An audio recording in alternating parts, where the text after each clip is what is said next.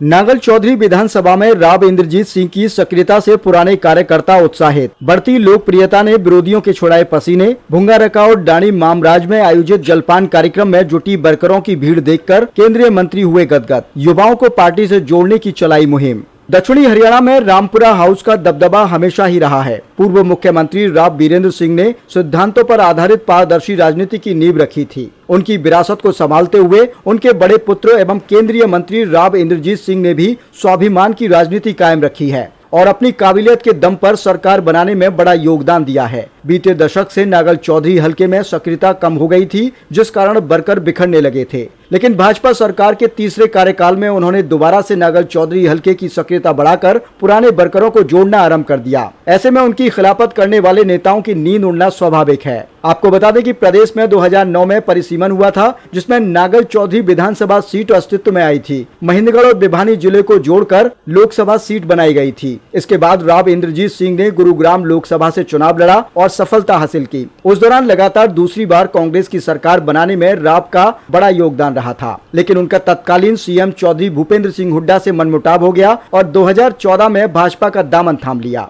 भाजपा ने राव को बादशाहपुर से नांगल चौधरी तक चुनाव जिताने की जिम्मेदारी सौंपी थी। हाईकमान की उम्मीदों पर खरा उतरते हुए राव ने दक्षिण हरियाणा में पहली बार भगवा झंडा लहराया और प्रदेश में पहली बार भाजपा सरकार बनने का रास्ता बनाया। इस चुनाव में नांगल चौधरी हलके से retired IAS doctor Abhay Singh Yadav ने टिकट लेकर राव से मदद मांगी थी। राव इंद्रजीत सिंह ने हलके के विभिन्न गांवों में करीब 5 जनसभाएं करके पार्टी के प्रत्याशी को चुनाव जिताया था, किंतु उन्होंने चुनाव के बाद राव से दूरियां बना ली। खेमेबाजी में संलिप्त होते हुए पूर्व विधायक ने केंद्रीय मंत्री पर कटाक्ष वाले बयानबाजी करना आरंभ कर दिया। 2019 के चुनाव के दौरान राव इंद्रजीत सिंह नांगल चौधरी हलके से दूर रहे, बावजूद डॉक्टर अभय सिंह चुनाव जीतने में सफल हो गए। राजनीतिक जानकारों का तर्क है कि 2019 का चुनाव जातीय आंकड़ों में उलझ गया था। कांग्रेस, JJP और इनेलो ने गुर्जर समुदाय को टिकट थमा दी, जबकि डॉक्टर अभय सिंह यादव समुदाय से अकेले उम्मीदवार थे। साथ ही हलके में यादव मतदाता सर्वाधिक हैं। तमाम समीकरणों का परिणाम भाजपा प्रत्याशी के पक्ष में थे, लेकिन 2024 के चुनाव में डॉक्टर अभय सिंह को राव की नाराजगी का खामियाजा भुगतना पड़ा। अब राव की सक्रियता से वर्करों का उत्साह बढ़ गया और जुड़ाव बढ़ने लगे हैं। भाजपा विधायक रहे डॉक्टर अभय सिंह ने टिकट मिलते ही जातीय समीकरणों का आकलन किया था।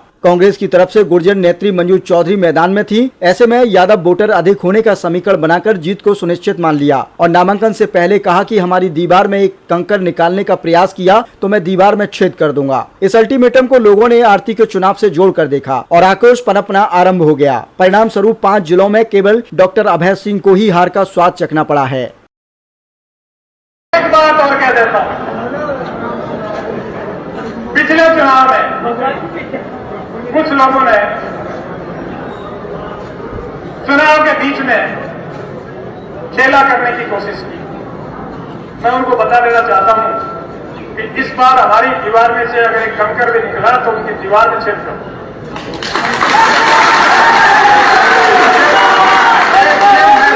मैं आपके बीच में दे रहा हूं, क्योंकि मुझे इससे ज्यादा मैं डिफेंसिव राजनीति में नहीं करूंगा। अगर कोई हमारे साथ छेड़ करेगा तो मोदी करेगा। बहुत बहुत मेहरबानी और आप लोग मजबूत रहो। आप लोग जब तक